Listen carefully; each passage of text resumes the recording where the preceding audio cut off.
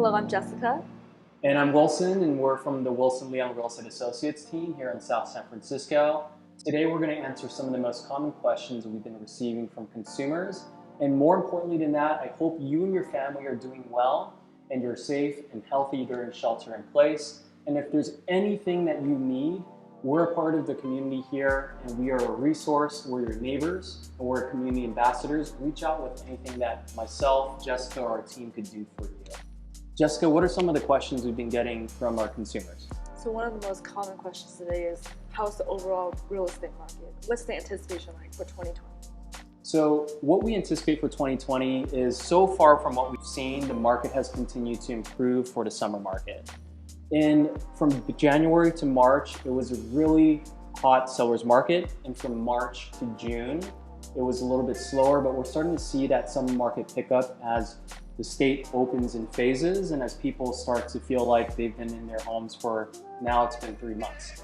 So what we're seeing is the market's improving. How long is this going to last? We don't really know. Inventory is picking up a little bit for the summer market, and also a lot of people are looking to purchase right now. Yes, there is a trend of people that are moving out of the area. However, there's still a lot of desirability to move within our communities. And if there is a trend, people are moving from the city and moving to the suburbs, as we call it here in South San Francisco. So that's some of the themes that we see. Great, glad to hear it. So is it true people are moving out of urban areas like the city? It is absolutely true. If you see two trends, first is rentals are not getting rented as quickly. So prices have been dropping in San Francisco, for example, and parts of East Bay and also San Jose.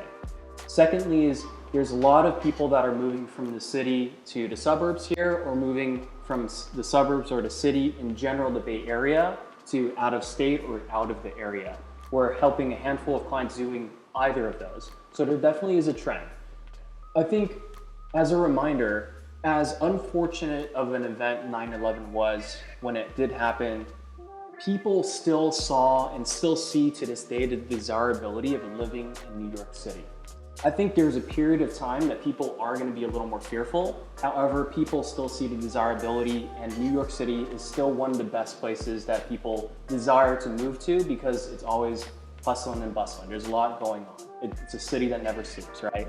So as much as the current fear that people might have is, hey, if I live in a denser area, I'm more fearful that there's more opportunity of me maybe encountering more people that might have a virus or whatnot. I think there's still going to be a big demographic of people that still appreciate the cities that they respectively live in. For example, one being San Francisco. That's great to hear. Yep. So one of the next questions is, what exactly is transparent pricing? Yeah, so there's a trend in our industry right now where in the past 9 years, we've priced properties lower than the believed or perceived value. And the reason why we did that was there were open houses. We wanted people to come in the house, make a decision, request disclosures, and there's a high probability of multiple offers. But because of shelter in place, the county and the MLSs have restricted us from holding open houses. So what's important that we're having a lot of conversations for sellers, and we've decided, and more frequently people are deciding to price transparently at the value, number one, they believe they should get, and number two, what they believe the market value is. And that's what transparent pricing is. Thank you for that. So how do I tour homes if there's no open houses? That's a great question. So there's two types of homes that you could tour. Ones that are occupied and ones that are vacant. Clearly the ones that are vacant, it's easy access. You can go in at any time. You don't have to worry about the homeowner and obviously scheduling an appointment. You still do though. About a month ago and previous to that, when shelter in place started, we were not able to show and sell homes that were occupied, but now we are. And as things are opening up, we can absolutely see and tour homes that are occupied or vacant. We just have to sign certain forms disclosing to every party that this is during a time of COVID-19. Great. Are you able to sell a home during shelter in place? And the answer is going to be absolute yes. There's still a lot of people that are pursuing their goals at this time, no matter if the conditions are favorable or not. One of the most common things that we always remind our consumers and of course ourselves is, as much as today is not the 100% that we believe is the norm, what's the 100% we could give based on the current circumstance? There's still something that we could do. There's still goals that we can pursue. And it's just a matter of, are you going to be in a position to believe you're willing to take that leap of faith, or you believe this is the best time for you personally? That really helps. Thank you. Yep. So have the values gone down? So values have not necessarily gone down. We're starting to see areas like East Bay, San Francisco, Peninsula, and also parts of San Jose are picking up. Multiple offers might be more of the norm as we move forward for an indefinite period of time. We haven't seen prices go down specifically, but we are not seeing the multiple offers we used to, where we could drive prices a little bit higher by negotiating. So depending on area, depending on the condition of the home, depending on the desirability of the school district, there's so many factors that factor into, is your neighborhood even, flat, has it gone up in value, or has it gone down? So it takes a little further analysis for the circumstance that we're talking about. Thank you. So have rents fallen? And have rents fallen? They have, and what we're seeing is some of the bigger homes and also some of the entry-level homes have taken some haircuts in terms of pricing. If you still have a house in an area that has a good school district, for example, as much as the school system is in kind of limbo depending on when it's going to start again, overall people are still looking to rent homes. I think there's going to be some disincentive to move right now, because some people are leveraging the fact that they might not have to make rent payments because, number one, they really can't, or number two, they realize they don't have to make the rent payment right now because of the time. And most counties in the state obviously has a period of time where you don't necessarily have to pay rent. You can pay it at a later time because of the circumstance we're in. Thank you. Yep. So there's one last question that's lingering over everyone's head. Should I wait until the market crashes? That's a great question, and I think everyone has that in the back of their mind. And I think every person's situation is really different.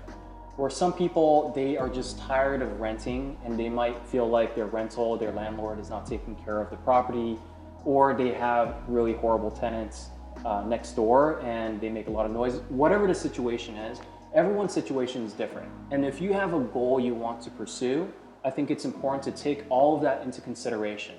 Like I said earlier, it might not be the best scenario that we're in, and realize it's never the best. There's always going to be factors that are working against us, whether financing is harder to get because banks are tightening up and being more restrictive, or because of circumstances of being able to go out there and tour and just enjoy what we're used to.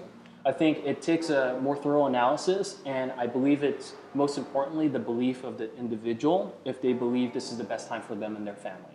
We're working with many clients. We have a team of 7 agents, and all of us are really busy right now. Some of us are helping clients tour because they're so motivated to move out of the city, or they're so motivated to purchase their first home.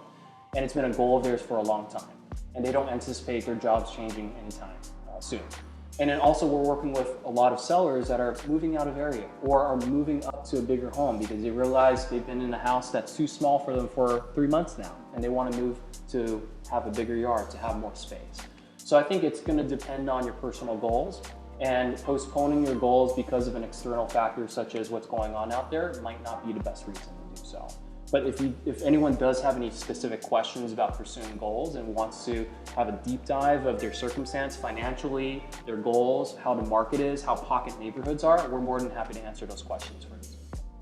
Thank you so much for Yep. answering my questions. I know this is a very hard time for everyone, but thank you for sharing and helping the Absolutely. community. So we hope this message goes out to the people that have had these lingering thoughts and was curious about how things are going. If you do have any specific questions that you would like to ask myself or our team, feel free to reach out to us. And we appreciate you. Hope you and your family are well once again, and reach out for anything that you need.